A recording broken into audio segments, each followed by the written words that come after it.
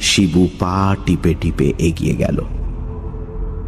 আর বেশি দেরি করলে কিন্তু ওদিকে ফটিকদার সব ভণ্ডুল হয়ে যাবে। আর একটু বেশি সাহস পাওয়ার জন্য শিবু পেয়ারা গাছটা একটা হাত দিয়ে ভর করে মাস্টার মশাই বলে ডাকতে যাবে, এমন সময় একটা খচমচ শব্দ পেয়ে সে চমকে নিচের দিকে চেয়ে দেখে একটা কালভৈরবী লতার ঝোপের ভেতর একটা গিরগিটি চলে গেল। আর গিরগিটিটা যেখান দিয়ে গেল তার ঠিক পাশেই সাদা সাদা কি যেন পড়ে রয়েছে।